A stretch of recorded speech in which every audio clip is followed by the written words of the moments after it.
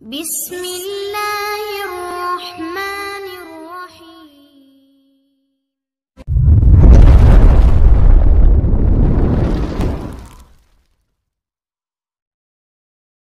بسم الله الرحمن الرحيم.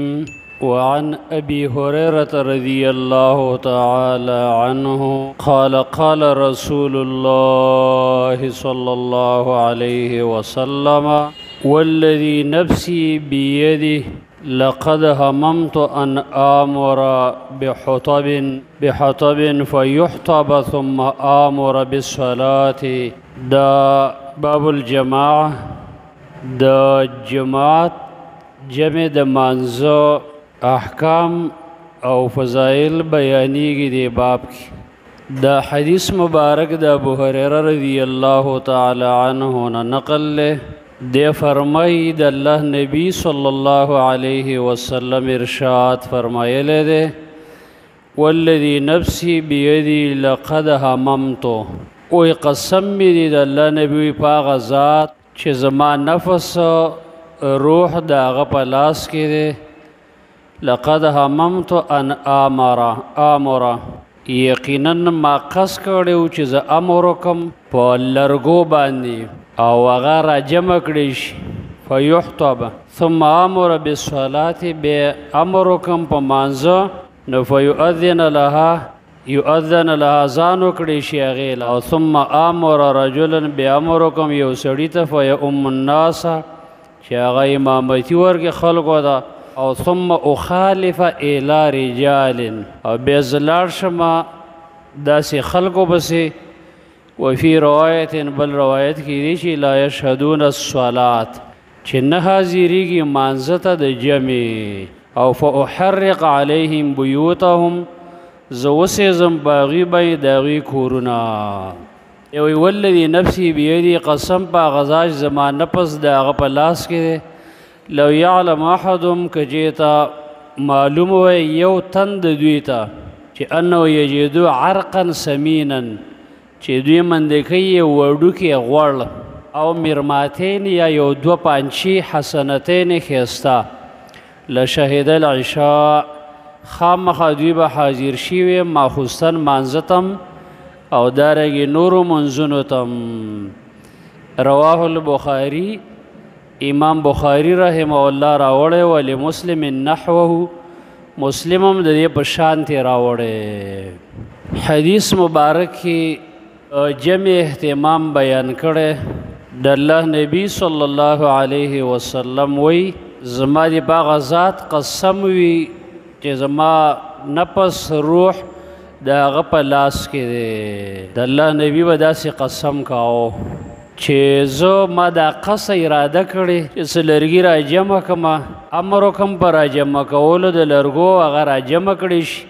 بیا امر وکړم په مانځه هغې دپاره اذان وکړی شي.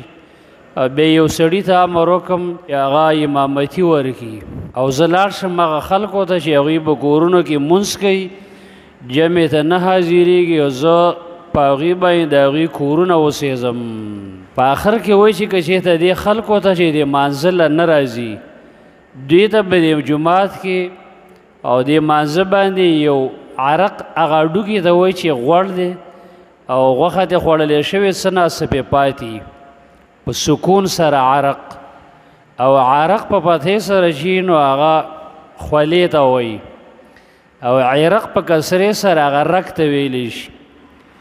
نو وایي که چېرته دوی یو غوړ هډوکی منده کولی او مرماتین یا دوه پانچې حسنتین ښایسته دا ورته میلاوېدلې نو دوی به مانځه جمع ته حاضرېدلې د ماسوتن مانځه ته هم د سارم او هر مانځه ته.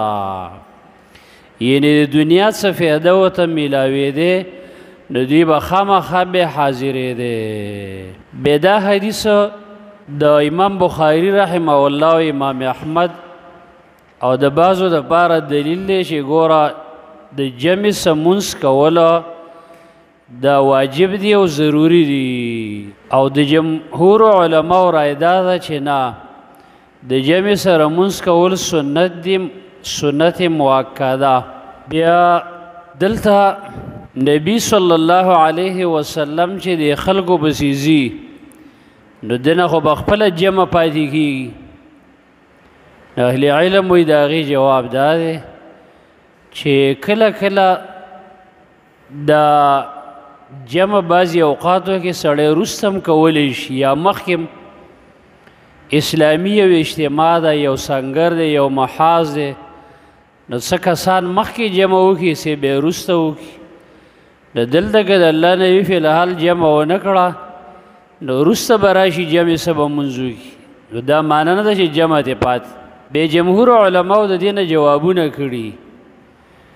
یو جواب وجه دا ده چې په دې کې سیزل راغلي، کورونه سیزل، او دا قسمه سزا چې ده وایي دا په اجماع د مسلمانانو مسلمان دپاره نه ده بلکې دا د کافر دپاره ده.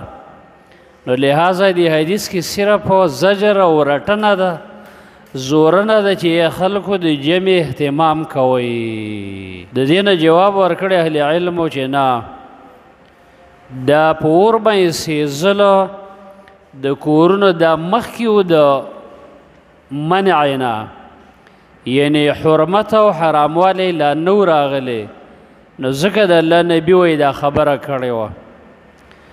دویم جواب دا دی چې نه دلته فوحرق بیوتهم کورونه یاد کړي، بندګان یې نه دي یاد کړي، کورونه یې ولو یاد کړي، یعنې مال ته به تکلیف او ضرر ورکړي. دې ته وایي تعذیر بالمال، دا جایز دی. دویم جمهورو بل اعتراض کړی چې هر کله دا په خپل حقیقت بنا دی، نو بیا ولې د الله نبي د کورونه نه دي سیزلي؟ د هغې جواب اهل علمو کړی چې هغه بل روایت کې چې لولا ما فی البیوت من النساء والذریه، که چېرته به دې کورونه کې زنانه او ماشومان نه وې، معذوره خلک، نو دا کورونه به بې ما سوي وې. نو هر کله چې یو مانع موجود دی د هغې د وجې نه دوی هم خلاص دي. دریم اعتراض جمهورو کړی چې دې نه مراد هغه خلک یادوي چې بلکل مونځ نه کوي، نو د هغوی دپاره وایي دا وعید ویلی. د هغې جواب هم دا دی چې عام احادیثو کې دي چې منی دي چې لینتهین اقواما، هغه خلک دې منی شي چې جمع ته نه حاضرېږي، د جمع الفاظ پکې دي. او په دې روایت کې هم راغلي وه لا یشهدون الصلات، مانځه ته نه حاضرېږي. داسې نه دي چې لا یصلون چې مونځ نه کوي، یعنې مونځونه کوي خو جمع سې نه کوي. څلورم جمهور ویلي چې دا په ابتدا د اسلام کې و، بې وروسته منسوخ شوی دی، ځکه منافقان به وایي نه راتله. د هغې جواب دا دی چې دا هم صرف یو ګمان دی، نسخ یې دپاره څه قوي دلیل نشته. نو راجحه قول هغه د عام محققینو دی چې د جمع سره مونځ کول دا ضروري دي، فرض دي، فرض عین، واجب، لازمي دي. ولې ځکه داسې وعید د الله نبي بیان کړی دوی ته. دویم دا دی چې په اور باندې سیزل عذاب د کافرو دی، لیکن کله کله یو عام نه یو خاص مستثنا وي، نو دی یې مستثنا کړی. یا دا دی چې تعذیر بالمال دی، کورونه سیزلې ویلي. نو په صغیره ګناه یا په معمولي خلاف اولا یا مستحب پرېښودلو د الله نبي دومره سخت وعید نه بیانوي. هر کله چې دومره سخت وعید بیان کړی دی، نو دلیل یې به دی چې جمع ضروري ده. مؤمنانو مسلمانانو ته د جمع سره د مانځه اهتمام پکار دی.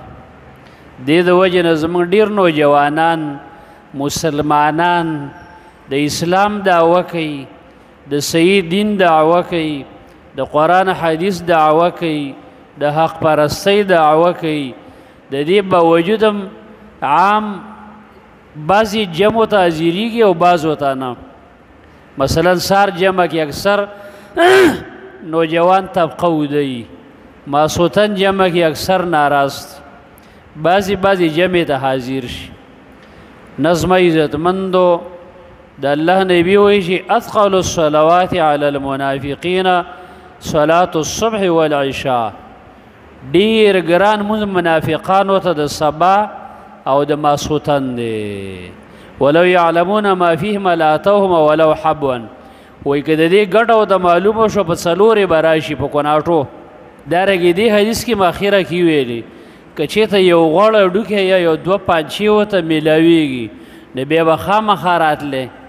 یعنې دنیا پرسته انسان که په دین کې و د څه فایده میلاویږي نو بیا تابعدار وي، او که په دین کې و د څه فایده نه میلاویږي نو بیا نه راځي.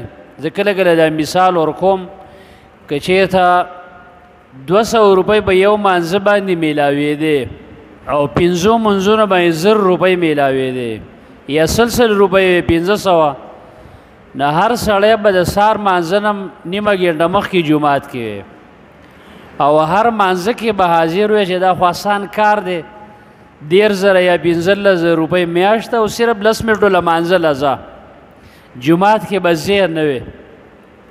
لیکن زما عزتمندو په مانځه او په دین او بندګۍ باندې به دنیا نه اخلي بلکې دې باندې به آخرت ګټي، الله به بې راضي کې، جنت به بې ګټي. نو دې د وجې نه د مانځه د جمع سره اهتمام دا ډیر ضروری دی. بیا موږ دا ویلو چې بندګان بعضې داسې دي چې بلکل لمونځ نه کوي، دا قسم خو تباه دي. دویم قسم مسلمانان بندگان داسې دي چې منځونه کوي خو کله 2 منځه کوي کله 3، دام نیمګړی دی. منځ قصدن چې بریدین او اهل علم وایي چې په دې کې د ډیرو صحابو نه او د اکثرو ائمو نه دا نقل دی چې دا د اسلام نه خارجېږي. او دریم قسم داسې چې 5 واړه منځه کوي خو د جمع او تکبیر الله اهتمام نه کوي. او څلورم قسم خوشنصیب هغه دي چې 5 واړه منځ هم کوي د جمع سره د تکبیر الله سره، د وخت اهتمام هم کوي د سنت مطابق. نو موږ له پکار چې موږ د جمع تکبیر الله د مانځه اهتمام وکړو. الله دې موږ او تاسو ته په ښایسته طریقه د مانځه او بندګۍ توفیق راکړي. وصلی الله علی نبینا محمد و